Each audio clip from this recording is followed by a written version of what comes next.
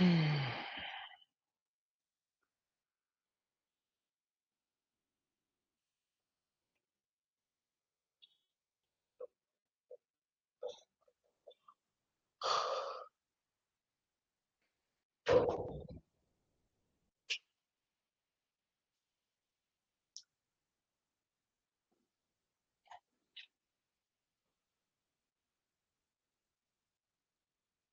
Afternoon to all of you. Operating system में आज last topic है मेमोरी मैनेजमेंट, और सीयूटी का सिलेबस आपका इसके साथ ही कंप्लीट हो जाएगा। ठीक है, तो प्रीवियस क्लासेस में मैंने आपके साथ में एक तो आईओ सिस्टम डिस्कस किया है, और कल की क्लास में मैंने आपको डिस्क शेड्यूलिंग बताया। ठीक, आज ये लास्ट है टॉपिक। कोशिश करेंगे आज ही हो जाए, नहीं हो पाएगा तो इसको कल तक ले जाएंगे, अदरवाइज नीड नहीं है। ठीक है, जैसा मैंने बोला था कि आपका सिलेबस टाइमली हो जाएगा, तो आपका सिलेबस टाइमली कंप्लीट होने वाला है, कोई दिक्कत की बात नहीं है। अब आपको रिवीजन करना है क्योंकि एग्जाम बहुत ही पास है। एक और बात है, एग्जाम का जो भी एडमिट कार्ड आपको मिल रहा है वो प्रोविजनल एडमिट कार्ड आ रहा है।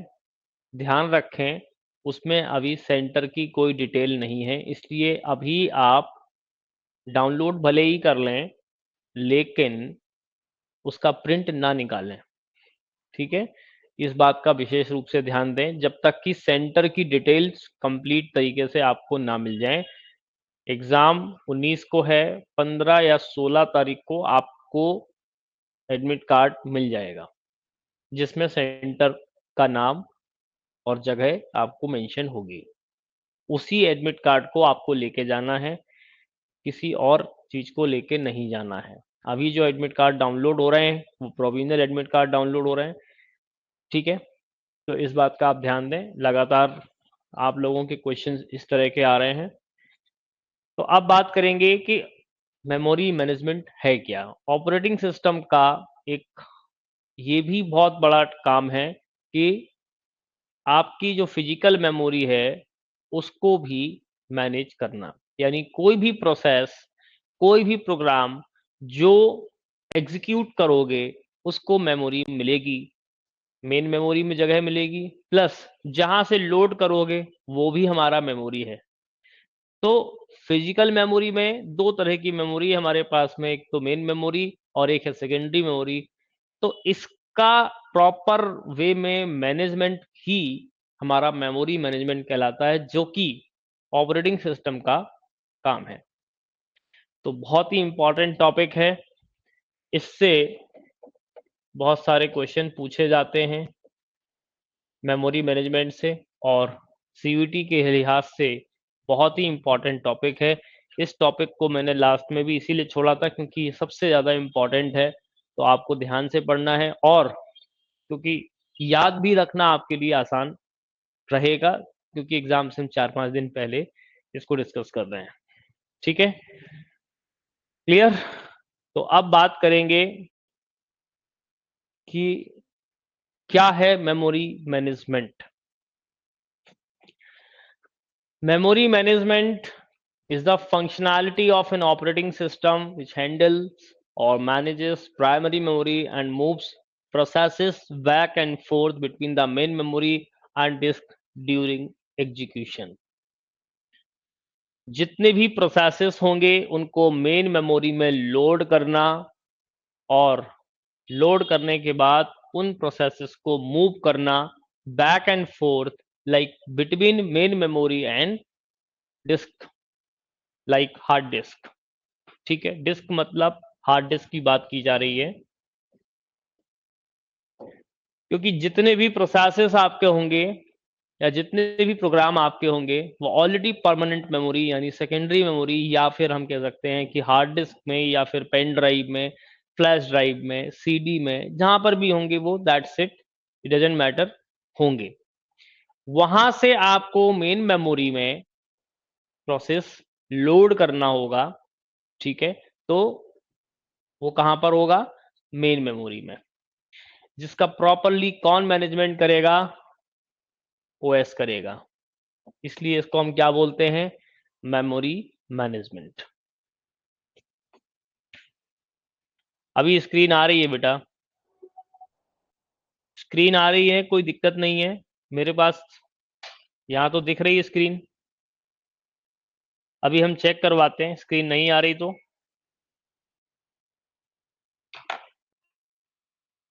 अभी आ रही है स्क्रीन की नहीं आ रही है? अभी दिख रही है?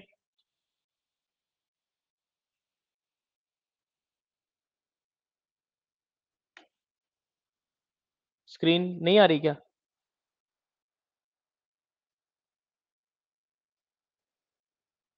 कोई इशू है? शो हो रही है?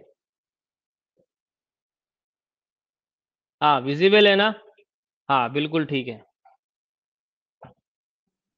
हाँ विजिबल है, नो प्रॉब्लम। अब आ रही है ना? ठीक है, कोई दिक्कत नहीं है। तो हम बात कर रहे थे, चलो मैं एक बार फिर से रिपीट कर देता हूं। मेमोरी मैनेजमेंट ऑपरेटिंग सिस्टम का एक बहुत ही मेजर फंक्शन है, जिसमें सबसे बड़ा रोल है उसका। कैसे? कोई भी प्रोसेस जिसको आप एग्जीक्यूट करेंगे, अब प्रोसेस बोले या हम प्रोग्राम बोले, प्रोग्राम को ही आप प्रोसेस बोलते हैं। तो कोई भी प्रोग्राम, सपोज दैट कि आपको ब्राउजर ओपन करना था, या सपोज दैट आप माइक्रोसॉफ्ट ऑफिस यूज करना चाहते हैं, तो वो परमानेंट मेमोरी में रखा हुआ है। उसको आप मेन मेमोरी में लेके आएंगे। कैसे लेके आएंगे? जब आप उसको उस पर डबल क्लिक करेंगे, एग्जीक्यूट करेंगे, तो वो कहां पर आएगा? मेन मेमोरी में आएगा। मेन मेमोरी में आने के लिए उसको एक जगह चाहिए, उसको मेमोरी एलोकेशन चाहिए। तो ये किसका काम है? ऑपरेटिंग सिस्टम का काम है। ठीक उसी तरह से जैसे कि आपके घर में कोई मेहमान आपके घर में आते हैं, तो आप उनको बिठाने के लिए, उनका अरेंजमेंट करने के लिए एक प्रॉपर जगह देते हैं कि भाई आप यहाँ बैठिए, आप यहाँ ठहरिए, आपका यहाँ पूरा सेटिंग अरेंजमेंट होगा, आपका यहाँ पूरा रेस्ट करने का अरेंजमेंट होगा। तो आप अपने घर में जिस तरह से लोगों को रुकवाने के लिए अरेंजमेंट करते हैं, ठीक उसी तरह से ऑपरेटिंग सिस्टम का भी एक बहुत बड़ा काम है कि भाई जो भी प्रोसेस मेमोरी में आएंगी, उनको मेमोरी में जगह मिले। तो ये काम किसका है? ऑपरेटिंग सिस्टम का। क्योंकि ऑपरेटिंग सिस्टम क्या है? सिस्टम मैनेजर, जिसका काम जितने भी प्रोसेसेस आएंगे उनको हैंडल करना, जितने भी प्रोसेसेस को मेमोरी मिलेगी उसमें मेमोरी मैनेजमेंट का काम। बहुत सारे काम जो ऑपरेटिंग सिस्टम के अंतर्गत आते हैं, वो सारे काम का प्रॉपर अरेंजमेंट, प्रॉपर मैनेजमेंट ही हमारा क्या है? कहलाता है, एक मैनेजमेंट कहलाता है। So basically, memory management is the functionality of an operating system which handles or manages primary memory and moves the processes back and forth. Back and forth का मतलब कि मेन मेमोरी में कोई भी प्रोसेस लोड करना और उसका काम होने के बाद वापस उसको हार्ड डिस्क में सेंड करना। या हम कोई भी जैसे सपोज दैट कि कोई हमने सपोज दैट कि हमने वर्ड का पेज अपडेट किया, अपडेट कर दिया, रिलीज कर दिया, वापस वहां पे चला गया। तो वो एक प्रोसेस है जिसको हम बैक एंड फोर्थ करते रहते हैं between the main memory and disk, यानी कि जिसको हम बोल रहे हैं हार्ड डिस्क। डिस्क मतलब hard disk during the execution. ठीक। क्यों इंपॉर्टेंट है मेमोरी मैनेजमेंट? अब इस बात पर चर्चा करते हैं कि why memory management is required. तो भाई एलोकेट करना एंड डी एलोकेट करना मेमोरी को before and after process execution. कोई भी प्रोसेस आएगी मेमोरी में, तो उसको मेमोरी एलोकेशन करना, और प्रोसेस गई यानी प्रोसेस एग्जीक्यूट हो गई कंप्लीटली, तो उस प्रोसेस को टर्मिनेट करना। टर्मिनेट जैसे ही किया, तो जो वो मेमोरी वहां पर लिए हुए था उसको रिलीज करना, जिसको बोल रहे हैं एलोकेशन और डी एलोकेशन। अगर आप रिलीज नहीं करोगे तो नया प्रोसेस मेमोरी में लोड नहीं हो सकता। इसलिए आपको क्या करना है? डी एलोकेट भी करना है। अगर कोई प्रोसेस टर्मिनेट हो गई, कोई प्रोसेस कंप्लीटली एग्जीक्यूट हो गई तो उस मेमोरी को आपको फ्री करना पड़ेगा, जिसको हम बोलते हैं deallocation. To keep track of used memory spaces by processes, मतलब आपको ये भी ट्रैक करते रहना पड़ेगा कि जो भी प्रोसेस यूज कर रही है मेमोरी को, वो अभी यूज में है और नहीं है। मतलब ठीक उसी तरह से जैसे मैंने कहा कि प्रोसेस है, मान लेते हैं कि P1 process, P2 process, P3 process, P4 process, इस प्रोसेस को 5 MB मिला है, इस प्रोसेस को 4 MB मिला है, इस प्रोसेस को 3 MB मिला है, इस प्रोसेस को 2 MB मिला है। अगर ये प्रोसेस कंप्लीटली एग्जीक्यूटेड हो गई तो ये डी एलोकेट होना चाहिए। डी एलोकेट का मतलब कि हमारे पास में 5 MB का स्पेस फ्री होना चाहिए। अगर 5 MB का स्पेस फ्री होगा तो नेक्स्ट प्रोसेस कोई P5 है जिसका process size, memory size 5 MB है, तो उसको एलोकेशन हो जाएगा। अदरवाइज अगर आपने उसको डी एलोकेट नहीं कराया तो प्रोसेस P5 मेमोरी में लोड नहीं हो सकता। इसलिए एलोकेशन, डी एलोकेशन बहुत जरूरी। During the execution of the processes we have to track, है ना, यानी हमको ट्रैक करना पड़ेगा कि कौन सी प्रोसेस टर्मिनेट हो गई है, जिसके बाद कोई नेक्स्ट प्रोसेस को उसमें मेमोरी हम एलोकेट करा सके। तीसरी बात, to minimize the fragmentation issues. Fragmentation issues अभी हम आपको बताएंगे बेसिकली फ्रेगमेंटेशन क्या है, अभी आपको हम डायग्राम से समझाएंगे कि फ्रेगमेंटेशन क्या है। To proper utilization of the main memory को प्रॉपर यूटिलाइजेशन करना। To maintain data integrity while executing of the process, data integrity को भी मेंटेन करने के लिए भी हमें मेमोरी मैनेजमेंट की जरूरत पड़ती है। सो ये जो सारी चीजें लिखी हुई हैं, इसके नोट्स आपको मिल जाएंगे। थ्योरी नोट्स इसी क्लास के नाम से आपको मिलेंगे। थ्योरी नोट्स आपको CUET क्लास 29 के नाम से मिल जाएंगे। क्लियर? जिससे आप इसको एक बार स्टडी करेंगे, रीड करेंगे तो सारी बातें समझ में आ जाएंगी। क्लियर? चलिए अब बात करते हैं, दो टर्मोलॉजी आपको देखने को मिलेंगी मेमोरी के रेस्पेक्ट में। मेमोरी के रेस्पेक्ट में दो टर्मोलॉजी आपको देखने को मिलेंगी। पहली चीज तो एक होती है फिजिकल मेमोरी और दूसरी होती है लॉजिकल मेमोरी। ये क्या है? Memory space, physical memory, physical address space, मतलब फिजिकल मेमोरी में फिजिकल एड्रेस, सॉरी एड्रेस की बात कर रहे हैं, और लॉजिकल एड्रेस। मेमोरी एड्रेस ही बोलते हैं, कोई दिक्कत नहीं है। क्या है इसको समझते हैं। लॉजिकल एड्रेस को सीपीयू जनरेट करता है। कौन जनरेट करता है लॉजिकल एड्रेस को? सीपीयू। अभी जब हम वर्चुअल मेमोरी का कॉन्सेप्ट समझेंगे तब आपको इस बात को बहुत अच्छे से समझ में आएगी कि लॉजिकल एड्रेस बेसिकली क्या है। वर्चुअल एड्रेस, ये चेंज हो सकता है। लॉजिकल एड्रेस कौन जनरेट करता है? सीपीयू, जो कि वर्चुअल मेमोरी के कॉन्सेप्ट में यूज करते हैं हम लोग। An address generated by the CPU is known as logical address, it also known as virtual address. तो वर्चुअल एड्रेस की बात करें या लॉजिकल एड्रेस की बात करें, एक ही बात है। वर्चुअल मेमोरी का कॉन्सेप्ट अभी हम समझेंगे कि क्या है बेसिकली वर्चुअल मेमोरी, क्यों इसको यूज करते हैं और क्या इसका काम है, कैसे ऑपरेटिंग सिस्टम इसको मैनेज करता है, वो सब बताएंगे। Logical address space can be defined as the size of the process. Logical address space आप डिफाइन कैसे कर सकते हो?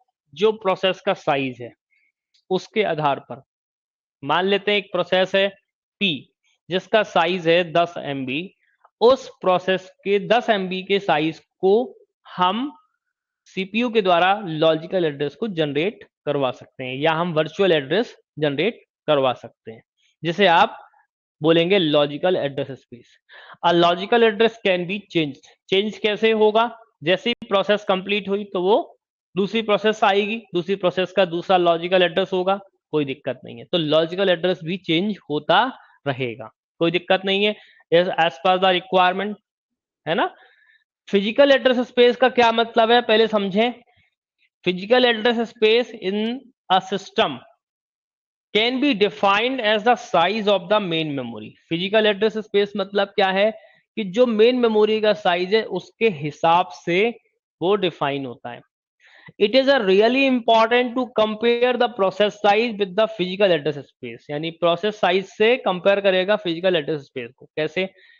The process size must be the less than the physical address space. इसका मतलब ये है कि हमारे पास मेमोरी में जितनी जगह है, सपोज दैट कि 5 MB की जगह है, तो आपकी प्रोसेस का साइज 5 MB से कम होना चाहिए, तभी आपको एड्रेस एलोकेट होगा। मतलब सीधी सी बात समझें, फिजिकल एड्रेस वो एड्रेस है जो मेन मेमोरी में मेमोरी यूनिट के द्वारा एलोकेट किया जाएगा, जिसको आप रियल एड्रेस बोलते हैं। सपोज दैट कि आपके यहां पर कोई व्यक्ति आया, जब कोई व्यक्ति आया तो आपके घर में अगर 4 लोगों की जगह है, ठीक है, तो आप 5 को नहीं बुला सकते, तो आप उन 4 लोगों के लिए 4 चेयर लगा देंगे, कोई दिक्कत नहीं है।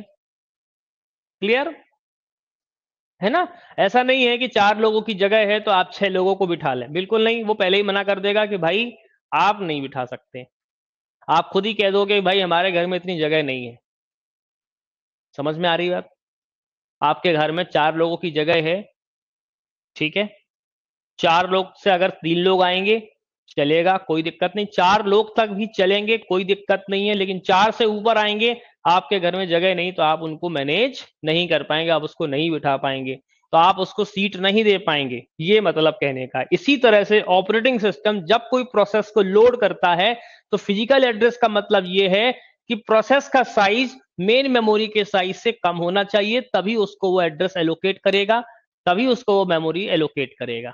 लॉजिकल एड्रेस के कंसेप्ट में ऐसा नहीं है। अभी थोड़ा सा आप लॉजिकल एड्रेस को छोड़ दें, साइड कर दें, मैं अभी आपको लॉजिकल एड्रेस का कंसेप्ट तब बताऊंगा जब वर्चुअल मेमोरी का कंसेप्ट समझाऊंगा, ठीक है।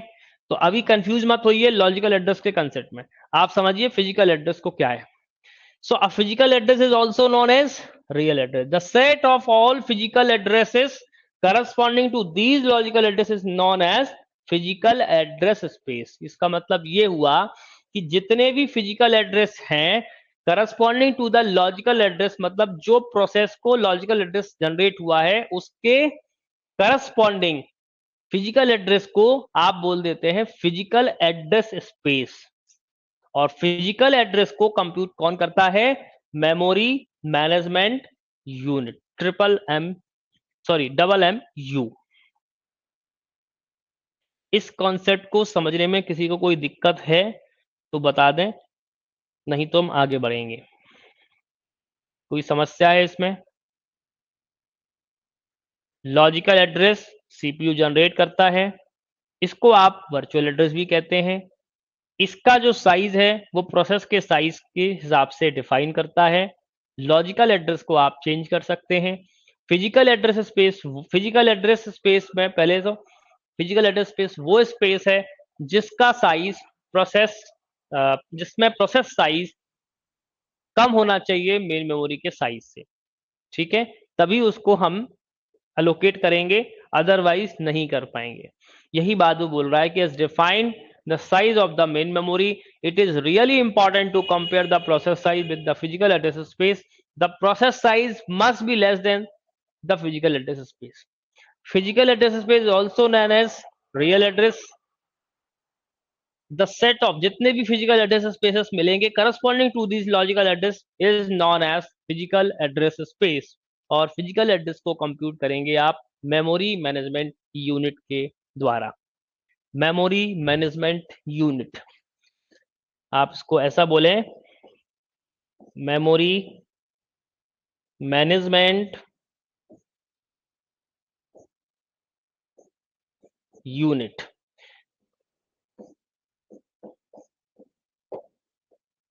ठीक, क्लियर? Memory management unit. चलिए तो आगे बढ़ते हैं थोड़ा हम, और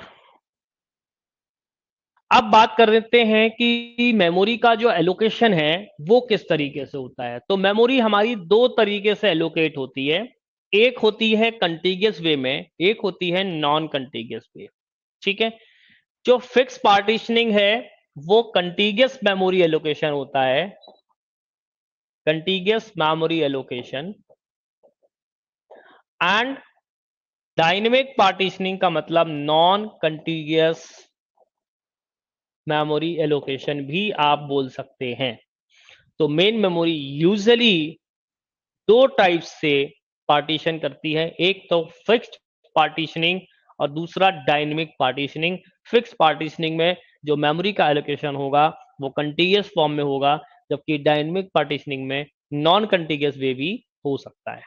ठीक है, अभी समझते हैं कि फिक्स पार्टीशनिंग एग्जैक्टली क्या मतलब है। ये विजिबल है आपको डायग्राम, कोई दिक्कत तो नहीं है। फिक्स पार्टीशनिंग का मतलब ये होता है कि आपके जितने भी प्रोसेसेस हैं, जितने भी प्रोसेसेस हैं, ठीक है, मान लेते हैं कि हर प्रोसेस का साइज अभी यहां पर 3 MB दिया गया है, लेकिन फिक्स साइज हमने फ्रेगमेंट किया हुआ है। आपकी मेमोरी है, देखिए मेमोरी जो आपकी मेन मेमोरी है उसमें कई सारे पार्टीशंस बनाते हैं, हर पार्टीशन का अपना अपना साइज होगा। तो फिक्स पार्टीशन का मतलब कि मैंने हर पार्टीशन को इक्वल पार्ट्स में डिवाइड कर दिया, इसे आप कहेंगे फिक्स्ड पार्टीशनिंग। क्लियर? अब देखिए, in this technique the main memory is divided into the partitions of equal or different sizes। different sizes का मतलब भी है, आप चाहो तो equal sizes में भी पार्टीशन कर सकते हो या फिर different different sizes में भी पार्टीशन कर सकते हो।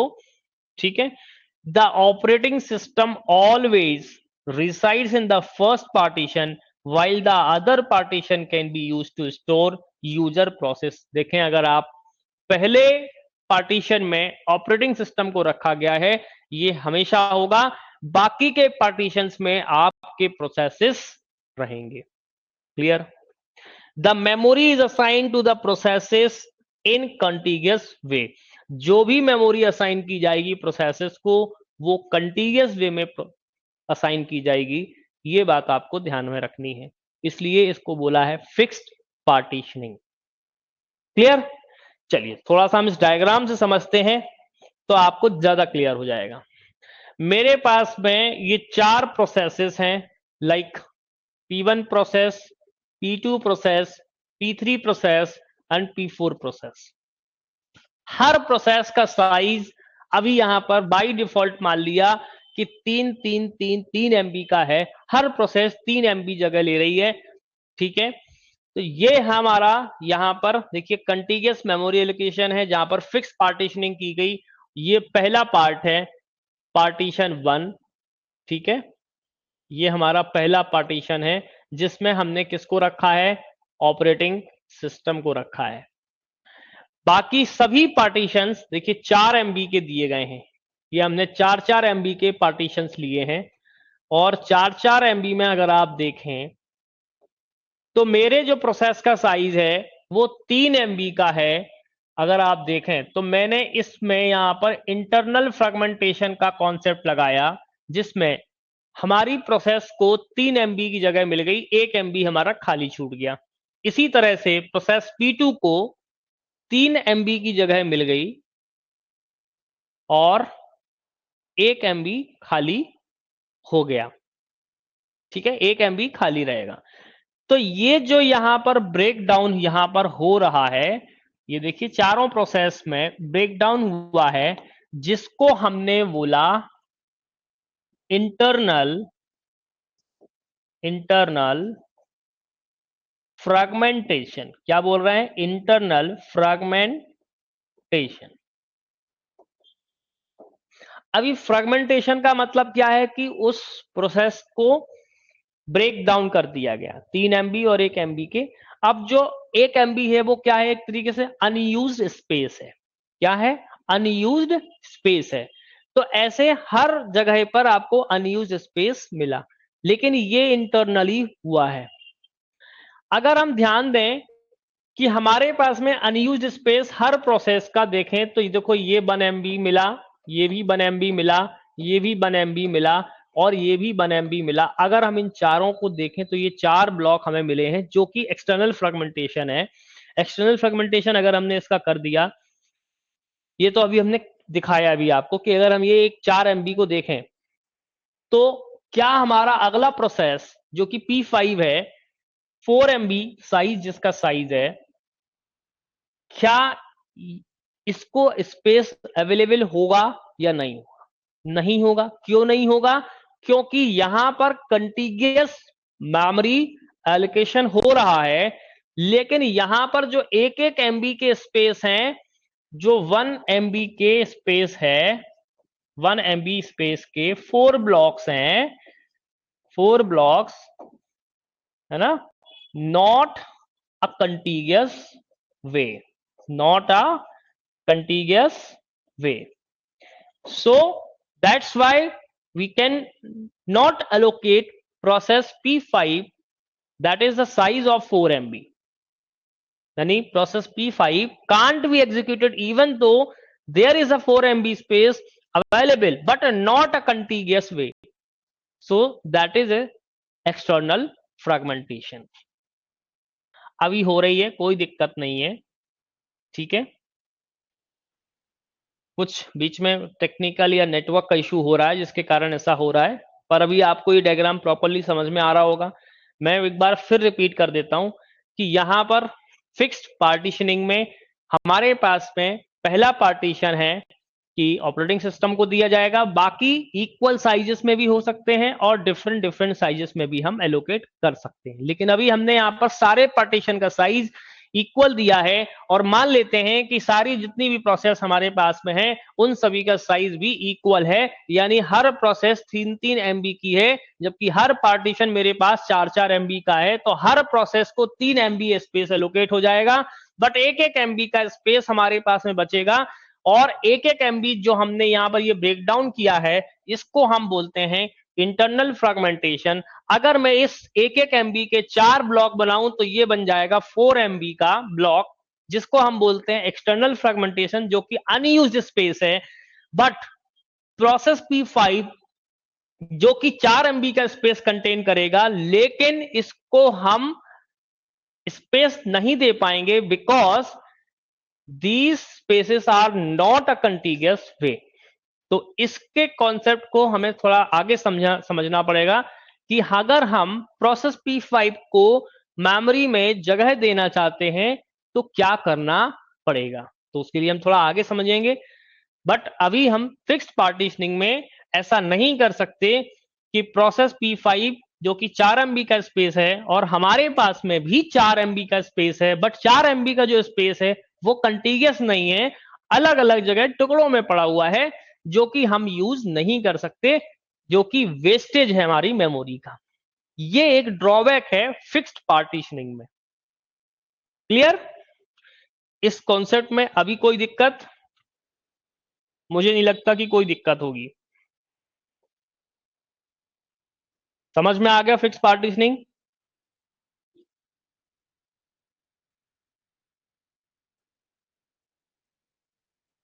जिन लोगों ने ऑपरेटिंग सिस्टम को बहुत ध्यान से पढ़ा है, मेरी कोई भी क्लास मिस नहीं की है, मुझे नहीं लगता कि इसको समझने में कोई दिक्कत आई है। ठीक है, चलिए तो अब बात करेंगे। हमने फिक्स पार्टीशनिंग को समझ लिया। अभी फिक्स पार्टीशनिंग में एक बात आई थी फ्रेगमेंटेशन की। तो बेसिकली फ्रेगमेंटेशन क्या है? As a process are loaded and removed from memory, जो भी प्रोसेस हमारी मेमोरी में लोड हो रही हैं या लोड होने के बाद एग्जीक्यूट होती हैं, एग्जीक्यूट होने के बाद जब वो डीएलोकेट होती हैं, तो जो हमारे पास स्पेस बचता है, जो फ्री मेमोरी स्पेस बचता है, जो कैसे होगा?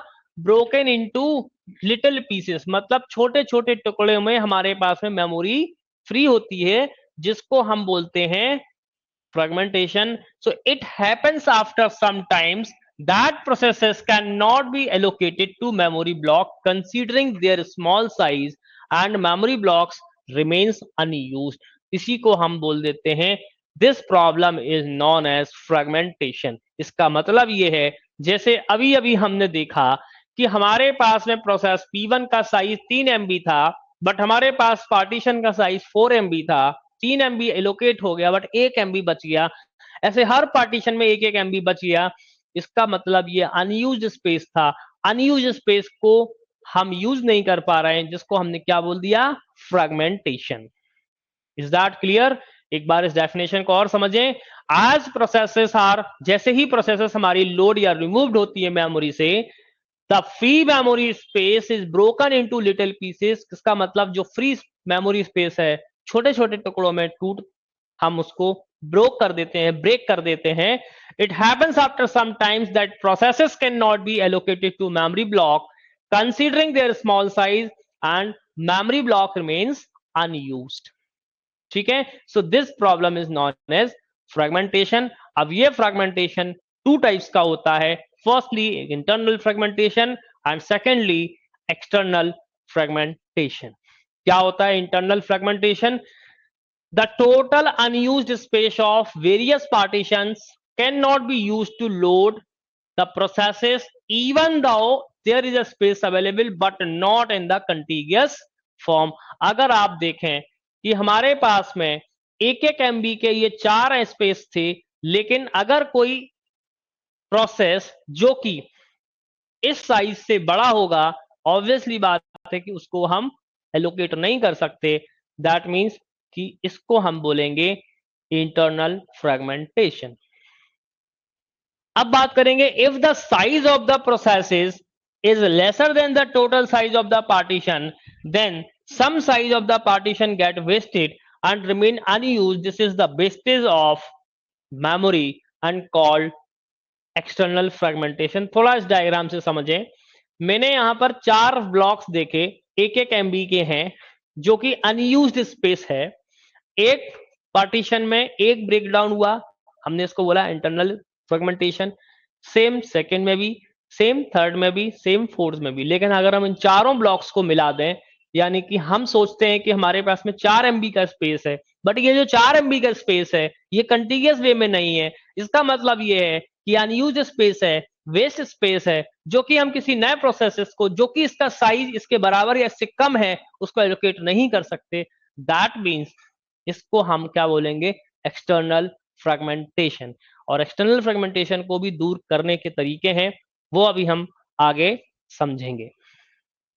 क्लियर? तो हमारे पास में फ्रेगमेंटेशन कितने टाइप्स के? 2 तरीके के। Is that clear? इसमें कोई दिक्कत तो बता दें, नहीं तो हम आगे बढ़ते हैं। ये दिक्कत है हमारे पास में फिक्स पार्टीशनिंग में कि फ्रेगमेंटेशन का इशू आ जाता है। इंटरनल फ्रेगमेंटेशन और एक्सटर्नल फ्रेगमेंटेशन दोनों ही हमको यहाँ पर देखने को मिलते हैं, तो ये एक बहुत बड़ी दिक्कत है। अब हम बात करते हैं डायनेमिक पार्टीशनिंग, जो कि इस प्रॉब्लम का एक सॉल्यूशन लेकर के आया कि भाई अभी तक हमारे पास में जो भी पार्टीशन हुआ करते थे वो हमने फिक्स साइज में रख रखे थे, या इक्वल साइज में, या हम कह सकते हैं कि डिफरेंट डिफरेंट साइजेस में रख लिए थे, वो एक अलग बात है। बट कैसे रखते हैं इसको समझना है। तो हम इस डायग्राम से ज्यादा बेहतर तरीके से समझेंगे। आपको दिख रहा होगा आई थिंक, तो थोड़ा और ऊपर खिसका देते हैं और इसको और बड़ा कर देते हैं, बस। अब देखिए हमने इसमें क्या किया हुआ है। Dynamic partitioning tries to overcome the problem caused by the fixed partitioning. In this technique, the partition size is not declared initially. इसका मतलब इस प्रॉब्लम को रिजॉल्व करने के लिए क्या किया गया डायनेमिक पार्टीशन में, कि जितना प्रोसेस का साइज है उतने साइज का हम पार्टीशन कर दें, उतने साइज का पार्टीशन करने से क्या फायदा होगा? फायदा ये होगा, मान लेते हैं कि हमारे प्रोसेस का साइज 3 MB है, 5 MB है। देखिए सपोज दैट यहां पर देखिए एक प्रोसेस P1 है, एक प्रोसेस P1 है जिसका साइज 5 MB है। तो अगर हम ध्यान दें, देखिए डायनेमिक पार्टीशनिंग करेंगे तो भी हमारे पहला पार्ट ऑपरेटिंग सिस्टम को जाएगा, सेकंड पार्ट P1 प्रोसेस को 5 MB का हमने दे दिया। अब इसमें क्या हुआ? इसमें यह हुआ, अगर हम इसमें फिक्स कर देते तो क्या होता कि ये इंटरनल फ्रेगमेंटेशन की दिक्कत करता। तो यहां पर डायनेमिक पार्टीशनिंग में इंटरनल फ्रेगमेंटेशन मिलेगा ही नहीं, इंटरनल फ्रेगमेंटेशन मिलेगा ही नहीं। ठीक, मान लेते हैं कि दूसरी प्रोसेस P2 है, P2 प्रोसेस को 2 MB चाहिए, तो मैंने नेक्स्ट पार्टीशन में P2 प्रोसेस को 2 MB एलोकेट करा दिया, कोई दिक्कत ही नहीं है इसमें। तीसरी प्रोसेस हमारी P3 है, P3 प्रोसेस जो कि 3 MB की है, हमने यहां पर एलोकेट करा दिया P3 को 3 MB का पार्टीशन, तो यहां पर भी कोई इंटरनल फ्रेगमेंटेशन नहीं मिला। इसी तरह से प्रोसेस P4 है और जिसका साइज 4 MB का है, हमने उसको प्रोसेस P4 को एलोकेट करा दिया। तो इसका मतलब यह है कि प्रोसेस का साइज इक्वल्स टू पार्टीशन का साइज। डायनेमिक पार्टीशनिंग का कंसेप्ट क्या है? Process size equals to partitioning size. समझ में आ रही बात? So the first partition is reserved for the operating system. The remaining space in the divided into parts. The size of the each partition will be equal to the size of the processes. The partition size varies according to the need of the process, so that the internal fragmentation can be avoided. यानी इसमें internal fragmentation नहीं मिलेगा। बार बार buffer की दिक्कत आ रही है बेटा, एक बार रिफ्रेश करके देखो आप, है ना, एक बार रिफ्रेश कर लो। दिक्कत तो नहीं जानी चाहिए, नेट का इशू हो रहा होगा मे बी, फिर भी आपकी प्रॉब्लम मैं भेज देता हूं।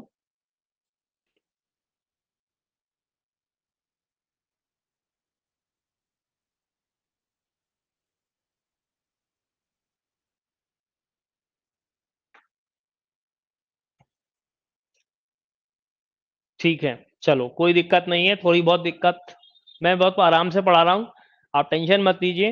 सारी चीज को मैं दोबारा दोबारा भी रिपीट कर रहा हूं तो कोई दिक्कत नहीं आएगी आपको। अभी ये बात का कॉन्सेप्ट आपको समझ में आ गया होगा, डायनेमिक पार्टीशनिंग, इसमें कोई दिक्कत देखने से ही समझ में आ रहा है। जितना प्रोसेस का साइज है उतने पार्टीशन का साइज है। क्या फायदा होगा, क्या फायदा होगा, क्या नुकसान होगा, अब इसको समझ लेते हैं, समझते हैं।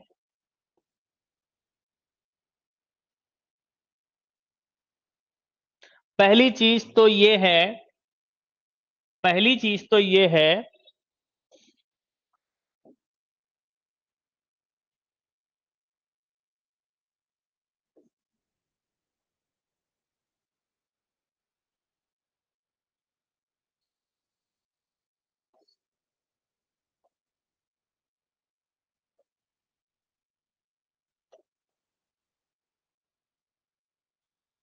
ठीक है, पहली चीज तो ये है कि no internal fragmentation, no limitation of the size of the process. मतलब अब इसमें साइज प्रोसेस का कितना है कोई दिक्कत नहीं है, क्योंकि जितना प्रोसेस का साइज होता है उतने ब्लॉक, उतने का वो पार्टीशन आपको क्रिएट करके दे देगा। तीसरी बात, degree of multi programming is dynamic. इसका मतलब यह है multi programming, degree of multi programming का मतलब कि more the processes load in the memory, कोई दिक्कत नहीं है, बट डायनेमिक होगा।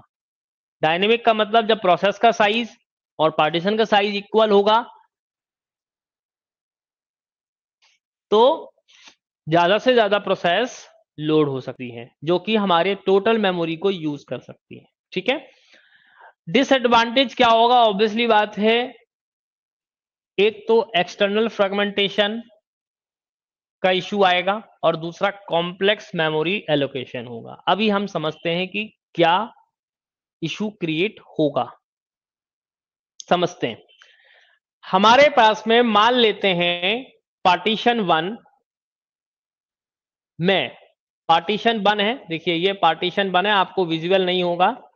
ये पार्टीशन 2 है, ये पार्टीशन 3 है और ये पार्टीशन 4 है।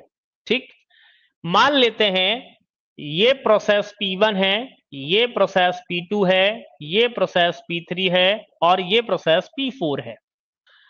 प्रोसेस P1 का साइज 5 MB का है, प्रोसेस P2 का साइज 2 MB का है, प्रोसेस P3 का साइज 3 MB का है और प्रोसेस P4 का साइज 4 MB का है। ठीक, क्लियर? बहुत ध्यान से समझना है बच्चों, मेमोरी मैनेजमेंट बहुत इंपॉर्टेंट है ऑपरेटिंग सिस्टम में। यह आपको आपके करिकुलम में भी बहुत इंपॉर्टेंट है जब आप एमसीए करेंगे, ठीक है, और एग्जाम पॉइंट ऑफ व्यू से भी बहुत इंपॉर्टेंट है, इसलिए सारे चीज को समझ लीजिएगा। जो कंसेप्ट मैं आपको आज समझा रहा हूं वो कंसेप्ट आप हो सकता है कि जब आप एमसीए करने जाएं ना समझ पाएं अच्छे से, क्योंकि वहां पर कई चीजें बहुत हाईली तरीके से बताई जाती हैं जो हम नहीं समझ पाते अगर बेसिक कॉन्सेप्ट हमारा स्ट्रांग नहीं है। इसलिए बेसिक कॉन्सेप्ट को अगर आप समझ लेंगे तो आपको कोई दिक्कत वहां पर भी नहीं आएगी और एग्जाम में भी नहीं आएगी। बस आप ध्यान से बात को सुनिएगा। तो अब मान लेते हैं कि प्रोसेस P1 हमारा क्या हो गया, कंप्लीट हो गया। अगर P1 प्रोसेस कंप्लीट हो गया तो हमारे पास में 5 MB का एक ब्लॉक जो कि था P1 वाला, P1 प्रोसेस का, ये क्या हो गया, फ्री हो गया। सेकेंड थिंग, P2 प्रोसेस अभी एग्जीक्यूटिंग स्टेज में है। थर्ड, अगर हम देखें प्रोसेस P3, ये भी हमारा कंप्लीट हो गया। तो प्रोसेस P3 कहां पर है, प्रोसेस P1 ये वाला ब्लॉक फ्री हो गया, देखो P1 वाला ब्लॉक फ्री हो गया और P3 वाला ब्लॉक फ्री हो गया। तो इसके बाद ध्यान दें, ये यहां पर है P2 और ये है यहां पर P3। ये वाला ब्लॉक कितने एमबी का है, 3 MB का है। अब बेटा ये 5 MB और ये 3 MB देखा जाए तो एक प्रोसेस P5 है, एक प्रोसेस P5 है जिसका साइज 8 MB का है, बट P5 लोड नहीं हो सकता। क्यों नहीं हो सकता लोड, क्योंकि एक तो ब्लॉक 5 MB का है और दूसरा ब्लॉक 3 MB का है, बट कंटीगियस फॉर्म में नहीं है, नॉन कंटीगियस फॉर्म में है। नॉन कंटीगियस फॉर्म में इसका मतलब एक्सटर्नल फ्रेगमेंटेशन होगा। एक्सटर्नल फ्रेगमेंटेशन होगा जिसके कारण नई प्रोसेस लोड नहीं हो सकती। इंटरनल फ्रेगमेंटेशन को तो हमने अवॉइड कर दिया, बट एक्सटर्नल फ्रेगमेंटेशन को हम अवॉइड नहीं कर पा रहे हैं। ये इसका ड्रॉबैक है। कब, जब प्रोसेस हमारी कंप्लीट हो गई और कोई नए प्रोसेस को लाएंगे जिसका साइज उन प्रोसेस से ज्यादा है। समझ में आ रही बात? और हमारे पास में एलोकेटेड मेमोरी से कम है, ऐसी बात करें, क्योंकि process P5 can't be loaded into memory even though the 8 MB space available but not contiguous. हमारे पास में मेमोरी स्पेस तो अवेलेबल है बट कंटीगियस फॉर्म में नहीं है, इसलिए यहां पर क्या बोला गया है, एक्सटर्नल फ्रेगमेंटेशन बनेगा। अभी मेरी बात समझ में आ गई कि नहीं आ गई? कोई दिक्कत इस बात को समझने में?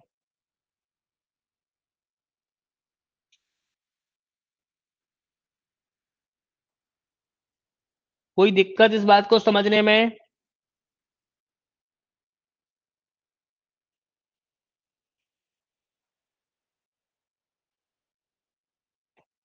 जितने भी प्रोसेस के साइज हैं वो तो डायनेमिक हो गए। डायनेमिक होने से इंटरनल फ्रेगमेंटेशन खत्म हो गया, प्रोसेस के साइज की लिमिटेड खत्म हो गई। वो भी कोई दिक्कत नहीं है, डिग्री ऑफ मल्टी प्रोग्रामिंग भी डायनेमिक हो गया। बट पार्टीशन 1 में प्रोसेस P1 को एग्जीक्यूट करा के फ्री कर दिया तो 5 MB फ्री हो गया।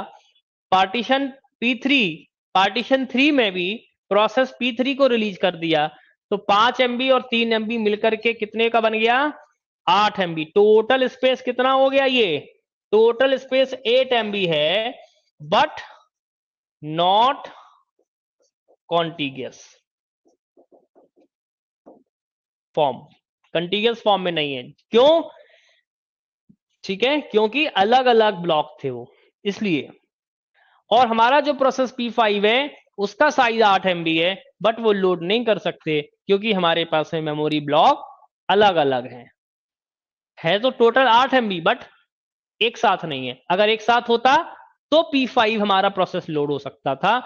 इस प्रॉब्लम को ओवरकम करने के लिए हमें एक्सटर्नल फ्रेगमेंटेशन में क्या लगाना पड़ेगा, कौन सा कॉन्सेप्ट लगाना पड़ेगा, डीफ्रेगमेंटेशन, या जिसको हम बोलते हैं कॉम्पैक्शन। जिसको हम क्या बोलते हैं, कॉम्पैक्शन। वो हमारा अभी नेक्स्ट टॉपिक है जिससे हम समझेंगे कि किस तरीके से हम एक्सटर्नल फ्रेगमेंटेशन के इशू को इंटरनल, जो हमने प्रोसेस का साइज दिया था उसमें से पार्टीशन का साइज दिया था, पार्टीशन के साइज से प्रोसेस का साइज कम होगा, इंटरनल फ्रेगमेंटेशन हो गया। एक्सटर्नल फ्रेगमेंटेशन का मतलब ये एक्सटर्नल फ्रेगमेंटेशन ही है कि अलग अलग ब्लॉक हमारे फ्री हो गए, अलग अलग ब्लॉक पड़े हुए हैं, मेमोरी हमारे पास पड़ी हुई है, बट हम उसको यूज नहीं कर पा रहे हैं क्योंकि लगातार में नहीं है। इसी को हम कह रहे हैं एक्सटर्नल फ्रेगमेंटेशन। ठीक है, समझ में आ रही बात। इंटरनल का मतलब कि प्रोसेस ब्रेक हो गई, पर यहां पर डायनेमिक में प्रोसेस तो ब्रेक नहीं होगी, बट जो फ्री मेमोरी हो गई है उसके बाद कोई नई प्रोसेस लोड कर रहे हैं तो हमारे पास मेमोरी तो अवेलेबल है बट लगातार फॉर्म में नहीं है। इसको हम एक्सटर्नल फ्रेगमेंटेशन कहेंगे। यही एक डिफरेंस है। Is that clear? चलिए नेक्स्ट, अब बात करेंगे मेमोरी कॉम्पैक्शन की। मेमोरी कॉम्पैक्शन क्या है?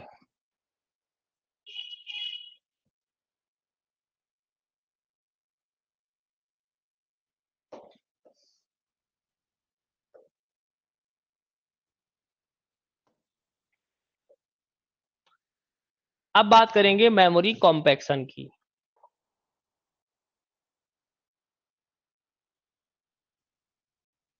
अभी वर्चुअल की बात नहीं हो रही है देवाशीष, अभी गलत बात कर रहे हो आप।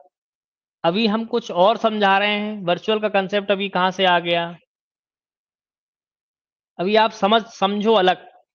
यहां पर मेमोरी स्पेस अवेलेबल है बट कंटीगियस फॉर्म में नहीं है। वर्चुअल का कंसेप्ट हम तब लाएंगे जब हमारे पास में मेन मेमोरी में जगह ही नहीं होगी और प्रोसेस का साइज बहुत बड़ा होगा। तो अभी रुक जाओ थोड़ा सा, आपने पढ़ा हुआ है, आप थोड़ा सा जल्दी कर रहे हो उस चीजों को समझने में। कंसेप्ट को ध्यान से समझिए, बाकी लोगों को कंफ्यूज मत कीजिए। ठीक है, तो अभी आप बीच में क्वेश्चन मत करो, जो चीज समझा रहा हूं उसमें कोई दिक्कत आ रही तो बताओ, आगे की चीज मत बताओ कि हम इसको ऐसे कर सकते हैं। ठीक है, चलो। In compaction the all the free partitions are made contiguous and all the loaded partition are brought together. इसका मतलब ये, कॉम्पैक्शन का मतलब ये है कि हमारे पास में जो भी टुकड़ों में ब्लॉक्स पड़े हुए थे, फ्री ब्लॉक, उनको हमने मर्ज कर दिया। जब हमने उनको मर्ज कर दिया तो हमारे पास में 8 मेमोरी स्पेस का एक ब्लॉक बन गया। अब प्रोसेस P5 को हम लोड कर सकते हैं बिकॉज उसका साइज भी 8, ब्लॉक का साइज भी 8। समझ में आ रही बात? ये हम इसको ऐसे समझें कि हमारे घर में छोटे छोटे टुकड़ों में जगह है, पार्टीशन के फॉर्म में जगह है। पहले हमें जरूरत लगी तो हमने पार्टीशन बना दी, लेकिन अब हमारे पास में उसकी जरूरत नहीं तो हमने क्या किया, उन पार्टीशन को तोड़ दिया, उनको मर्ज कर दिया और एक बड़ा मेमोरी, बड़ा कमरा बना दिया या बड़ा स्पेस हमने बना दिया जिसको हम यूटिलाइज कर पा रहे हैं। समझ में आ रही? अपनी नीड के अकॉर्डिंग। Is that clear? यही हमारा ऑपरेटिंग सिस्टम कर रहा है। कैसे कर रहा है? कॉम्पैक्शन के द्वारा। कॉम्पैक्शन कॉन्सेप्ट मतलब क्या है? डीफ्रेगमेंटेशन।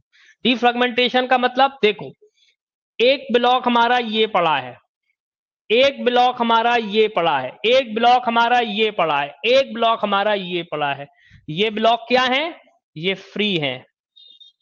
तो मान लेते हैं कि हमारा पार्टीशन P1 है, P2 है, P3 है और P4 है। ये चारों पार्टीशंस को हमने क्या किया? देखो, ये एलोकेशन को खिसका दिया एक तरीके से, ये शिफ्ट कर दिए हमने और 8 MB का एक पर्टिकुलर ब्लॉक क्रिएट कर दिया। मतलब ये क्या कर दिए हमने? मर्ज कर दिया, मर्ज कर दिया। तो अब हमारे पास में P5 को मिलने के लिए जगह पर्याप्त है, जिससे हमारा मेमोरी का यूटिलाइजेशन प्रॉपर होने लग जाएगा। ये है memory compaction. The free partitions are merged which can now be allocated according to the needs of the new processes. So this technique is also called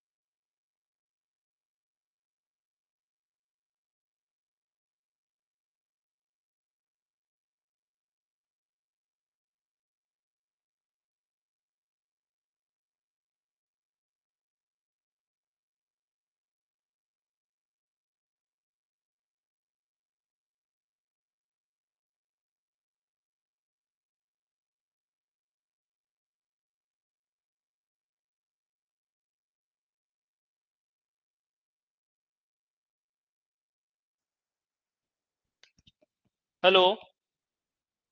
चलिए, तो अभी स्क्रीन आ गई है, कोई दिक्कत की बात नहीं है।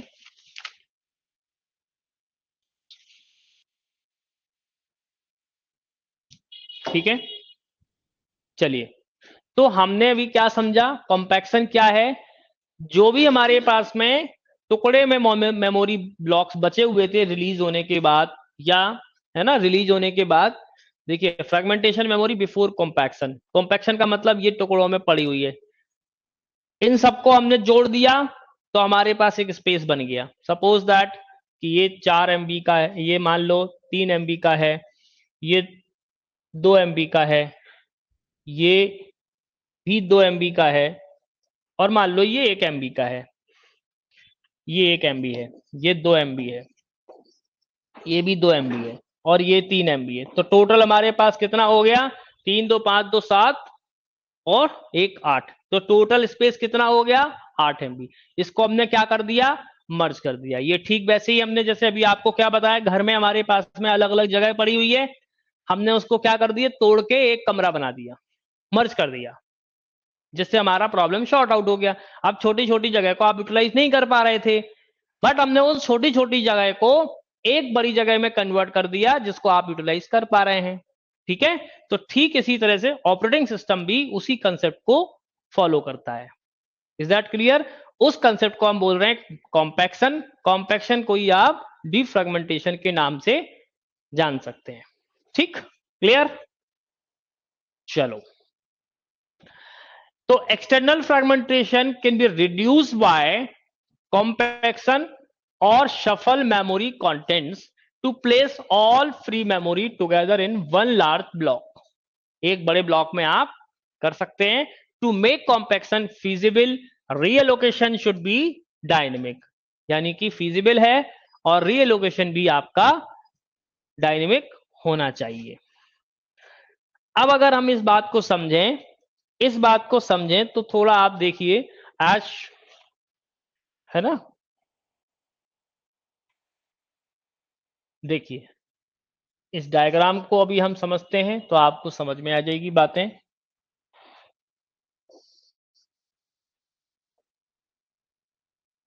क्या किया है हमने? हमारे पास में पार्टीशन, देखिए हम थोड़ा लिख देते हैं, पार्टीशन 1, पार्टीशन 2, पार्टीशन 3 और पार्टीशन 4।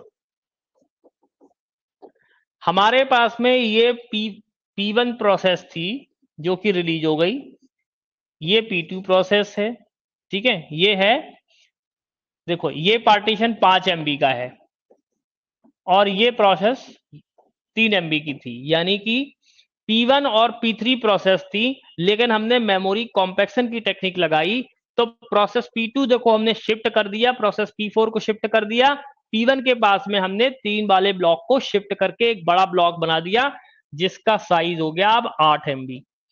अब हम देखें कि प्रोसेस P2 का साइज 2 MB, प्रोसेस P4 का 4 MB, कोई दिक्कत नहीं, पर प्रोसेस जो P5 आई उसका साइज 8 MB है जो कि इजीली हमने एलोकेट कर दी। तो हमारा जो एक्सटर्नल फ्रेगमेंटेशन का इशू था वो मेमोरी कॉम्पैक्शन की तरह वजह से रिजॉल्व हो गया। कोई दिक्कत इसमें मुझे नहीं लगता कि होगी।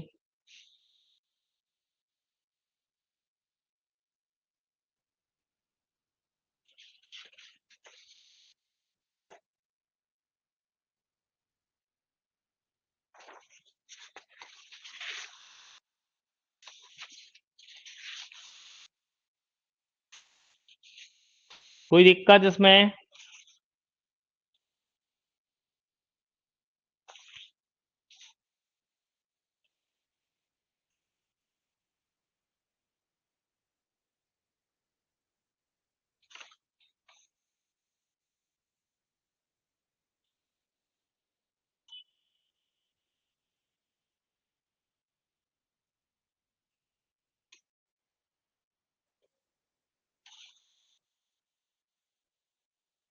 चलिए कोई दिक्कत नहीं है, नेक्स्ट आगे बढ़ते हैं। अब बात करेंगे स्वैपिंग। स्वैपिंग क्या होती है? Swapping is mechanism in which a process can be swapped temporarily out of main memory। Swapping हम पेजिंग के कॉन्सेप्ट को समझने के लिए पढ़ रहे हैं बेसिकली, ठीक है। पेजिंग क्या होती है वो भी अभी बताएंगे आपको, वर्चुअल मेमोरी क्या होती है उसको भी समझेंगे। तो थोड़ा सा हम इस तरीके से समझें कि जब हमारी प्रोसेस का साइज फिजिकल मेमोरी से ज्यादा हो जाए, उस कंसेप्ट में हमको स्वैपिंग का कॉन्सेप्ट यूज करना है, या हम कहें वर्चुअल मेमोरी का कॉन्सेप्ट समझना है। इसको कैसे करते हैं वो भी समझते हैं। पहले स्वैपिंग नॉर्मली समझ लेते हैं कि सिंपल टर्म्स में है क्या। Swapping is mechanism in which a process can be swapped temporarily out of main memory और move to the secondary storage disk and make the memory able to other processes. तो अभी थोड़ा सा रुक जाइए, पहले हमें वर्चुअल मेमोरी का कॉन्सेप्ट समझना है, ठीक है। थोड़ा आगे पीछे हो गई है, तो पहले हम वर्चुअल मेमोरी समझ लेते हैं क्या होता है। वर्चुअल मेमोरी क्या है पहले उसको समझते हैं। A computer can address more memory than the amount physically installed on the system. Virtual memory एक ऐसा इल्यूजन है जिससे हमें यह लगता है कि हमारी जो मेन मेमोरी है उसका साइज बढ़ गया है, बट एक्चुअल में ऐसा नहीं होता है, ठीक है। आपके पास मेन मेमोरी लगभग, पहले तो हमारे पास में 2 MB 4 MB होता था, अब 8 और 16 MB आजकल हमारे पास में अवेलेबल होता है।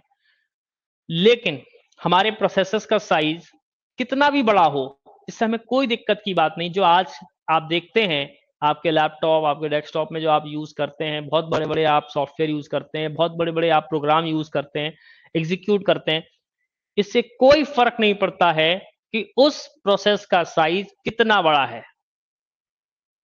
क्यों? क्योंकि हमारे पास में क्या है कॉन्सेप्ट, वर्चुअल मेमोरी।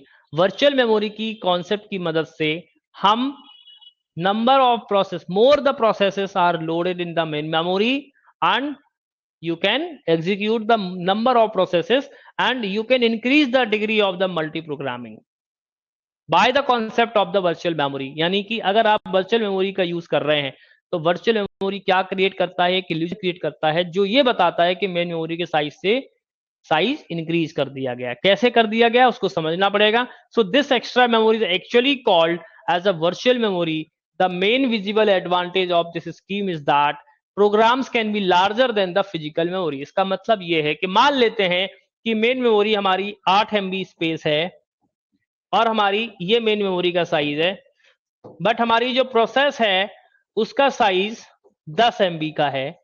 अगर प्रोसेस का साइज 10 MB का है और 8 MB हमारे पास में टोटल एलोकेशन है, तो हाउ इज दैट पॉसिबल कि आप प्रोसेस को मेन मेमोरी में लोड कर सकें? इसी कॉन्सेप्ट को समझने के लिए हमें यहां पर वर्चुअल मेमोरी का कॉन्सेप्ट समझना पड़ेगा। वर्चुअल मेमोरी ये एक इल्यूजन पैदा करता है कि भाई हमने आपके मेमोरी के साइज को इंक्रीज कर दिया है। तो कैसे करता है? इसके बेसिकली हमारा जो कॉन्सेप्ट है, जो हम इम्प्लीमेंटेशन करते हैं, वो करते हैं डिमांड पेजिंग, ठीक है। और इसको सेगमेंटेशन की मदद से भी हम कर सकते हैं, यानी कि यहां पर हमें समझना होगा पेजिंग का कॉन्सेप्ट, ठीक है। तो क्या होता है पेजिंग का कॉन्सेप्ट, वो भी अभी हम समझते हैं। बहुत डिटेल में इसको हम नहीं समझेंगे वर्चुअल मेमोरी को। वैसे तो काफी सारी चीजें हैं वर्चुअल मेमोरी को समझने के लिए, पर अभी हम बहुत डिटेल में नहीं समझाएंगे, है ना। पेजिंग का कॉन्सेप्ट क्या है? पेजिंग का कॉन्सेप्ट ये है, देखिए वर्चुअल मेमोरी में हमारे पास में मान लेते हैं कि हमारे पास में देखिए ये है सीपीयू,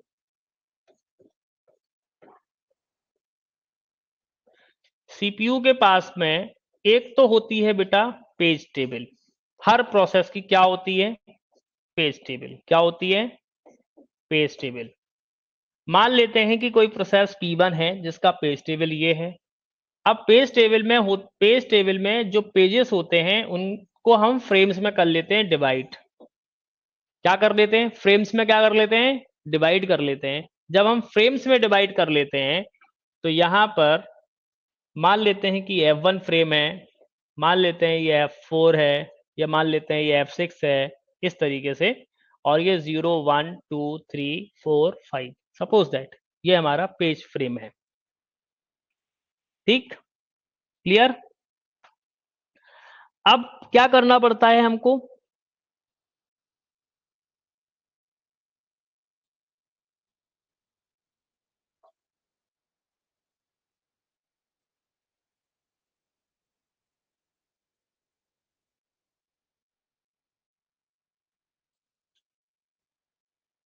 जो हमारा फ्रेम साइज है,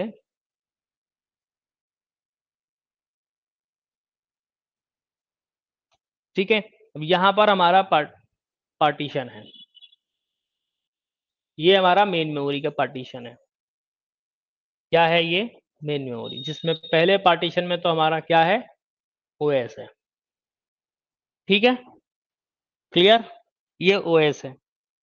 मान लेते हैं कि पहला जो पार्टीशन है वो हमारा 0 पार्टीशन है, बाकी ये 1 2 3 4 5 6 7 8 और 9।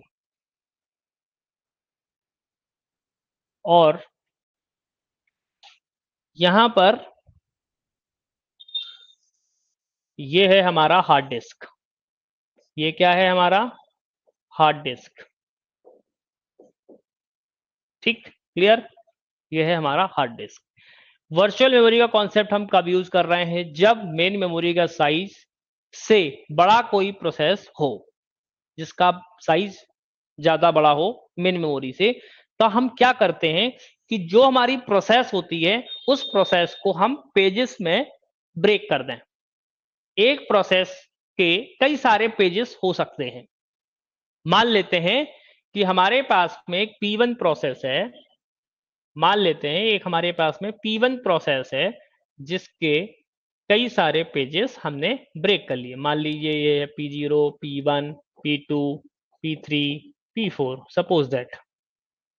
एक प्रोसेस P2 है जिसके भी कई सारे प्रोसेस हैं, पेजेस हैं। मान लो P1 P2 P3 P4, ठीक, P5, 0 1 मान लेते हैं, 2 एक मिनट, कंफ्यूजन क्रिएट ना करें, यहाँ पर सीधे सीधे पेज नंबर ही लिख लें। P1 प्रोसेस है तो यहाँ पर मान लें P1 है, P2 है, P3 है और P4, ये 4 पेजेस हैं। ये मान लेते हैं P1 है, P2 है, P3 है, P4 है और P5 है। ये प्रोसेस P2 है। हमारे पास में दो प्रोसेस हैं, P1 और P2। ठीक, क्लियर? और भी हो सकते हैं तो उसमें कोई दिक्कत नहीं है। ये हमारी सेकेंडरी मेमोरी है। अब जितने भी प्रोसेसेस होंगे वो कहाँ रखे होंगे? सेकेंडरी मेमोरी में रखे होंगे। ठीक है, प्रोसेस का साइज कुछ भी हो सकता है, कोई दिक्कत की बात नहीं है। बट अगर हमारे प्रोसेस को लोड करना है तो क्या करना पड़ेगा? हमें इस प्रोसेस के कुछ पेजेस को, जिसकी रिक्वायरमेंट आपको अभी है, उसको मेन मेमोरी में लोड करना पड़ेगा। समझ में आ रही बात? और जिन पेजेस की रिक्वायरमेंट नहीं है उनको अभी हम सेकेंडरी मेमोरी में ही रहने देंगे, जिससे होगा ये कि कई सारे प्रोसेस एक साथ मेमोरी में लोड हो सकते हैं, भले ही हमारे पास में मेन मेमोरी का साइज कम क्यों ना हो। हमारे पास में जितनी रिक्वायरमेंट है उतने पेजेस को हम मेमोरी में लाएंगे, और जब इनकी रिक्वायरमेंट खत्म हो जाएगी तो हम वापस से सेकेंडरी मेमोरी में उनको भेज देंगे, जिससे होगा ये कि हम डिग्री ऑफ मल्टी प्रोग्रामिंग को लोड कर सकते हैं। मान लेते हैं कि यहां पर हमारे सारे पेजेस रखे होंगे। Page P1 is process P1।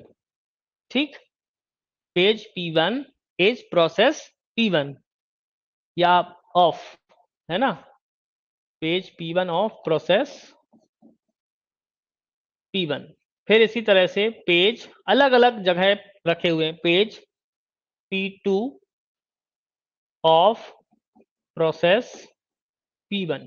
फिर मान लेते हैं page P1 of process P2, page P2 of process P2 मान लेते हैं। ये हमने रख रखे हैं मेन मेमोरी में। Is that clear? इसमें कोई दिक्कत की बात तो नहीं है ना? और मान लो, और मान लो कि हमने और लोड कर दिए page P3 of process P1। ठीक है, या पेज P3 ऑफ P2, बाकी हमने स्पेस खाली छोड़ दिया अभी।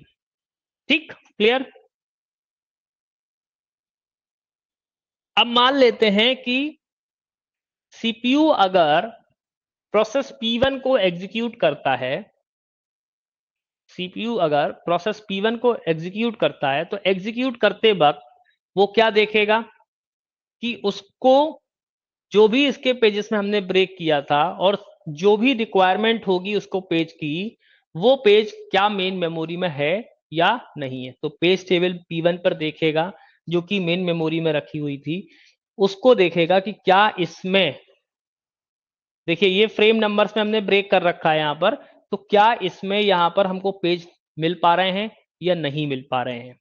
अगर हमारा पास पेज मिल जाता है, पेज मिल जाता है तो हम, और ये क्या बता रहे हैं, बिट्स बताएंगी। ये यहाँ पर प्रेजेंस और एब्सेंस बताएंगी कि क्या हमारे पास में पेज 1 मिला, क्या पेज 2 मिला, क्या पेज 3 मिला, क्या पेज 4 मिला। नहीं मिला तो ये बता देता है कि पेज हो गया फॉल्ट। क्या हो गया? पेज फॉल्ट हो गया। अब पेज फॉल्ट हो गया, ठीक है, तो उसके लिए हमें क्या करना पड़ता है ना, ये चेक करना पड़ता है कि कौन सा पेज हमारा फॉल्ट हुआ है। तो हमें उस पेज को कहां लाना पड़ेगा? मेन मेमोरी में लाना पड़ेगा। कहां से लाना पड़ेगा? हार्ड डिस्क से। यानी यहां से हमें क्या करवाना पड़ेगा? स्वैप इन कराना पड़ेगा। और जहां पे जिस पेज की रिक्वायरमेंट नहीं होगी उस पेज को क्या करवाना पड़ेगा? स्वैप आउट करवाना पड़ेगा। समझ में आ रही बात? तो अब समझो स्वैपिंग का कॉन्सेप्ट क्या है। हमने बताया आपको, swapping is a mechanism in which a process can be swapped temporary out of main memory और move to the secondary storage disk, जिसके हम हार्ड डिस्क बोला, and make that memory available to other processes. So at some time later, the system swap back the process from the secondary storage to main memory. तो अब इस concept को समझोगे तो समझ में आएगा। क्लियर? ये हमारा बेसिकली वर्चुअल मेमोरी का कॉन्सेप्ट है, जिसको हम पेजिंग के कॉन्सेप्ट से यूज करते हैं। When a process is to be executed, its corresponding pages are loaded into the available memory frames. Page का साइज और फ्रेम का साइज इक्वल होता है, इसलिए ध्यान रखें। सपोज मान लेते हैं you have a program of 8 KB, मान लेते हैं आपका एक कोई प्रोग्राम 8 केबी का है, but your memory can accommodate only 5 KB at a given point in time, so then the paging concept will come into this picture. ठीक है, समझ में आ रही बात? जब तक प्रोसेस का साइज बड़ा नहीं होगा, जब तक कि इस कॉन्सेप्ट को हम यूज नहीं करेंगे। लेकिन हम बहुत ज्यादा प्रोसेसेस लोड करने की कोशिश करेंगे तो मेन मेमोरी का साइज ऑब्वियसली बात है कम होगा, प्रोसेस का साइज बड़े होंगे, तो हमें वर्चुअल मेमोरी का कॉन्सेप्ट यूज करना पड़ेगा। और वर्चुअल मेमोरी की मदद से हम ज्यादा से ज्यादा प्रोसेसेस को लोड कर सकते हैं, ज्यादा से ज्यादा प्रोसेसेस को हम एग्जीक्यूट करा सकते हैं। ठीक है, जो आज के समय में हम यूज करते हैं। तो अब हम यहाँ पर ढूंढते हैं कि क्या वो पेज नंबर हमको यहाँ पर मिल रहा है, नहीं मिल रहा है। अगर पेज नंबर मिल रहा है तो हम उसको बोलेंगे पेज हिट, और पेज नहीं मिल रहा है तो पेज मिस या पेज फॉल्ट बोलेंगे। तो अब पेज को हमें क्या करना पड़ेगा, रिप्लेस करना पड़ेगा बाय द सम एल्गोरिथम्स। ठीक है, तो हमें पेज को रिप्लेसमेंट एल्गोरिथम के द्वारा, हम जो भी एल्गोरिथम लगाएं like LRU, optimal page replacement, FIFO, ये रिप्लेसमेंट के एल्गोरिथम्स हैं जिसकी मदद से हम पेजेस को रिप्लेस कराते हैं मेन मेमोरी से, किसमें, सेकेंडरी मेमोरी में, और सेकेंडरी मेमोरी से मेन मेमोरी में। सो that is the concept of paging. Okay, ये बात समझ में आ गई आपको कि नहीं आई? अभी हम इसका डायग्राम बताएंगे, देखिए।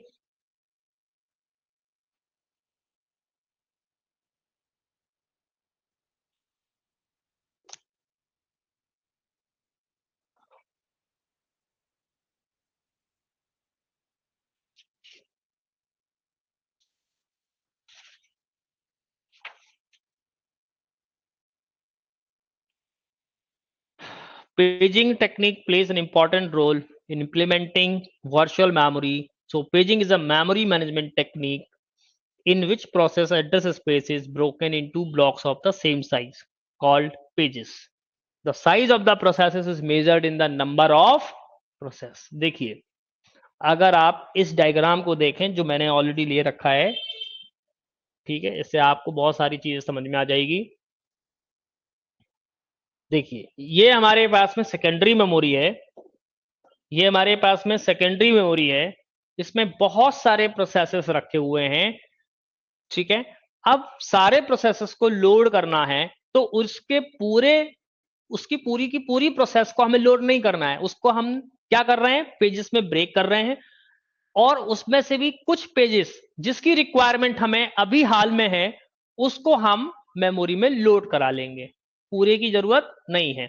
ठीक है, एक और शब्द आपने पढ़ा होगा, लोकेलिटी ऑफ रेफरेंस। इसका मतलब भी यही है, लोकेलिटी ऑफ रेफरेंस का मतलब अपने नियरेस्ट मेमोरी ब्लॉक को यूज करना।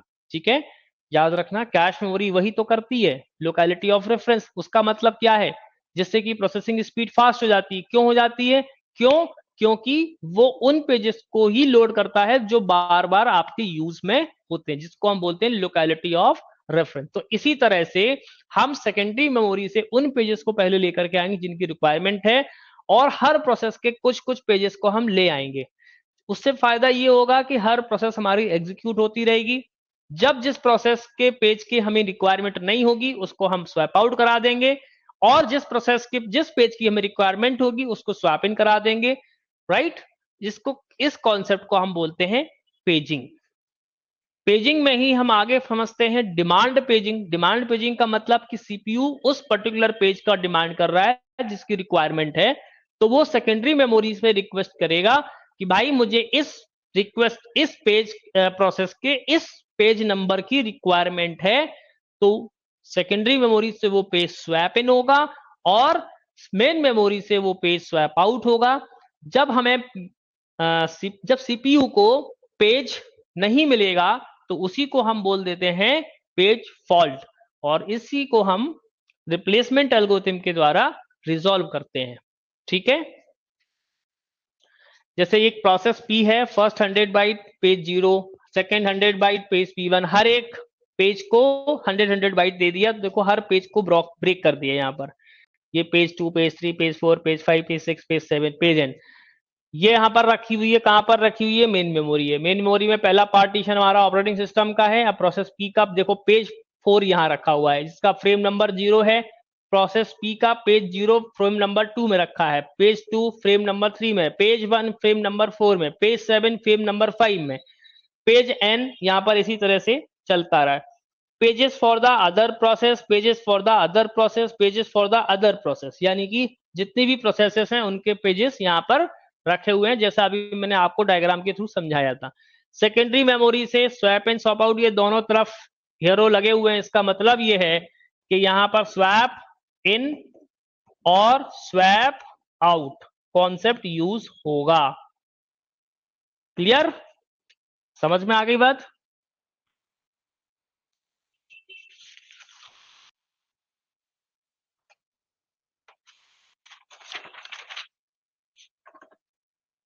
देखो कैसे समझेंगे इस बात को। Demand paging, a demand paging system is quite similar to a paging system with a swapping where processes reside in the secondary memory and pages are loaded only on demand, not in advance। इसका मतलब ये है कि main memory में सारे pages को advance में हम लोड नहीं करेंगे, यानी कि paging concept with swapping use करते हैं। तो हम क्या बोल रहे हैं? Demand paging. डिमांड पेजिंग का मतलब सीपीयू उस पर्टिकुलर प्रोसेस के पर्टिकुलर पेज का डिमांड कर रहा है जो कि मेन मेमोरी में यहां पर अवेलेबल नहीं है, जिसको हम क्या कहेंगे?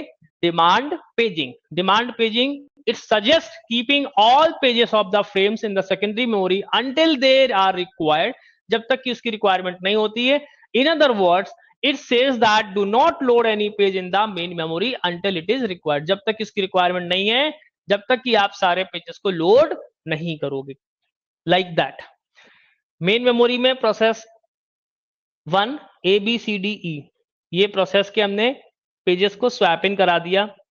प्रोसेस P2 है FGHIJ, इसके प्रोसेसेस के पेजेस को हमने स्वैप आउट करा दिया। और ये देखो सारे पेजेस हमारे पड़े हुए हैं। समझ में आ रही बात? जिनकी रिक्वायरमेंट थी उनको ले लिया, जिनकी रिक्वायरमेंट नहीं थी उनको हमने स्वैप आउट कर दिया। इसी को स्वैप इन और स्वैप आउट हम बोलते हैं। क्लियर?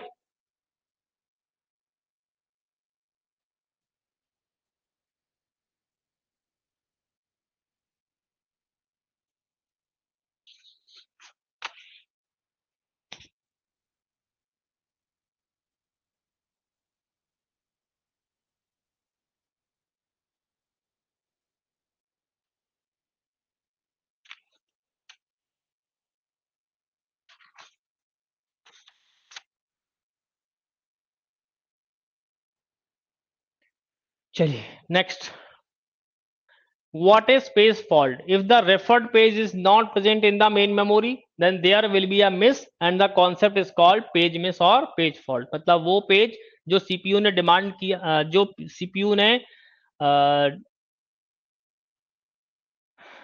सर्च किया, वो पेज जो सीपीयू मेन मेमोरी में सर्च कर रहा है जो कि उसको नहीं मिला, इसको हम बोलेंगे पेज फॉल्ट या पेज मिस।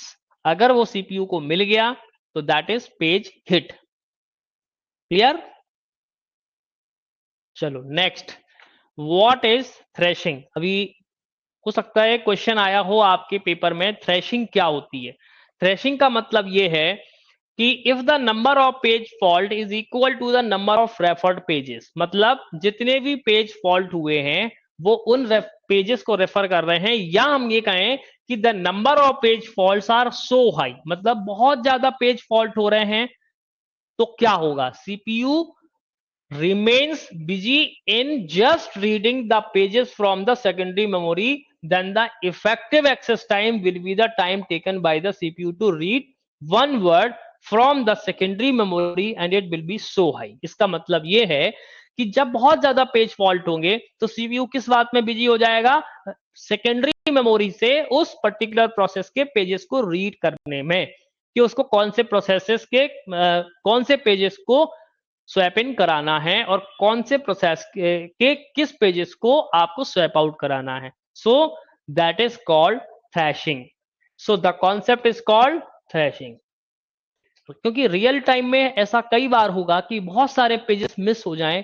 जब पेजेस मिस ज्यादा हो जाएंगे तो सीपीयू बिजी हो जाएगा, जो कि इफेक्टिव एक्सेस टाइम ज्यादा हाई हो जाएगा. इसी कॉन्सेप्ट को हम बोलेंगे थ्रैशिंग. क्लियर? यहां तक कोई दिक्कत?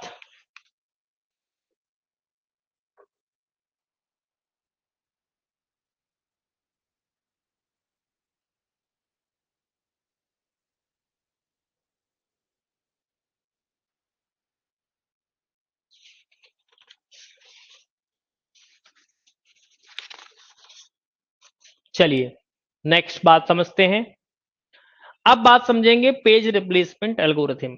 पेज रिप्लेसमेंट एल्गोरिथम क्या कहलाती है?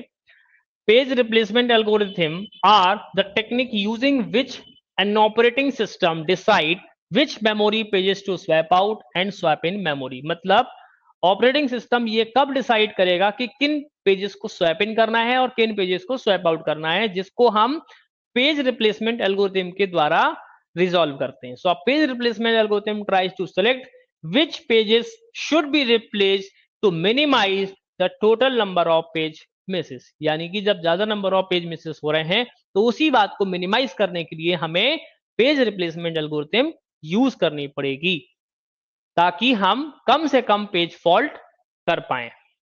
राइट? तो हमें उन पेजेस को स्वैप इन कराना पड़ेगा जिसके थ्रू स्वैप इन और स्वैप आउट कराना पड़ेगा जिसके थ्रू सबसे कम पेज फॉल्ट मिले हमें. क्लियर? तो इसके लिए तीन तरह की एल्गोरिथम है. फीफो एल्गोरिथम जो हमें पढ़नी है, इसके बाद ऑप्टिमल पेज रिप्लेसमेंट एल्गोरिथम और लीस्ट रिसेंटली यूज्ड LRU. पर उससे पढ़ने से, उसको समझने से पहले, एल्गोरिथम से समझने से पहले हमको दिया जाता है रेफरेंस स्ट्रिंग. ये क्वेश्चन में दिया जाता है. तो the string of the memory reference is called reference string. Reference strings are generated artificially or by tracing a given system and recording the addresses of each memory reference. मतलब एक तरीके से आपको एड्रेसेस दिए जाते हैं पेजेस के, कि भाई ये रेफरेंस है, इस पेज नंबर पर ये है, पेज का साइज कितना है वो बता दिया जाता है, या फिर आपको डायरेक्टली रेफरेंस स्ट्रिंग दे दी जाती है. तो कैसे दी जाती है? मान लेते हैं कि एक हमको सीक्वेंस ऑफ एड्रेसेस मिल रहे हैं. एक पेज हमारा 123 पर पड़ा हुआ है, दूसरा 215, तीसरा 600 पर, चौथा 1234, 76 और 96. हमको बता दिया पेज का साइज कितना है, 100 है. तो हमने इसको क्या किया, 123 को 100 से डिवाइड किया. तो हमें क्या लेना है, इंटीजर वैल्यू लेना है. इसी तरह से 215 में 100 का डिवाइड किया तो हमें क्या मिला, 2 मिला. तो रेफरेंस स्ट्रिंग हमें क्या मिल रही है, 1261200. क्लियर? रेफरेंस स्ट्रिंग हमको क्या मिल रही है, 12612,00.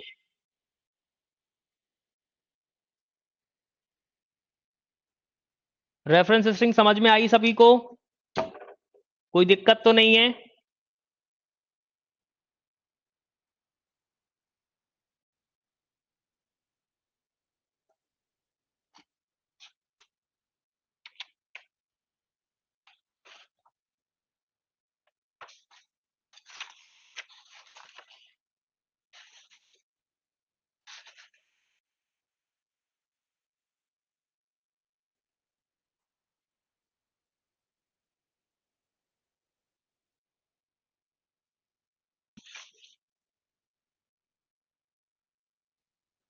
चलिए ठीक है. नेक्स्ट हमको क्या जानना है कि तीन टाइप की एल्गोरिथम, अब first in first out, first out जिसको हम बोलते हैं फीफो, क्या बोलते हैं, फीफो। दूसरा ऑप्टिमल पेज रिप्लेसमेंट और least recently used LRU page replacement algorithm. ठीक है, यहां तक आपको समझ में आ गया है कि नहीं? ये 3 एल्गोरिथम हैं।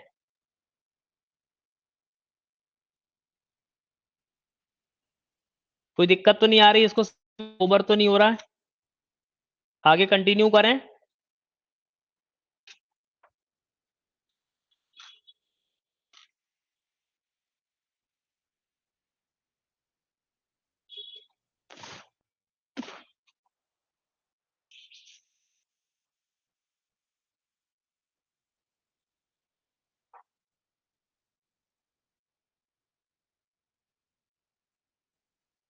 चलिए, तो पहले हम लोग पढ़ते हैं फीफो को। First in first out algorithm, ये क्या है? Oldest page in main memory is one which will be selected for replacement. मतलब जो सबसे पुराना पेज है जिसको मुझे रिप्लेस करना है मेन मेमोरी से, वो देखते हैं। तो इसको हम इजीली इंप्लीमेंट करते हैं। Keep a list, replace pages from the tail end add new pages at the head. ठीक है, अभी हम समझते हैं। हमको ये एक रेफरेंस स्ट्रिंग दी गई है 611203460212120321220। मतलब ये हमें जो पेजेस के एड्रेस हैं उसकी रेफरेंस स्ट्रिंग दी गई है। क्लियर? तो हमें ये जानना है कि कौन सा पेज मिस हो रहा है, कौन सा पेज हिट हो रहा है। तो कैसे करेंगे? For a memory with 3 frames, यानी कि हमको कितने फ्रेम्स दिए गए हैं? 3 फ्रेम दिए गए हैं।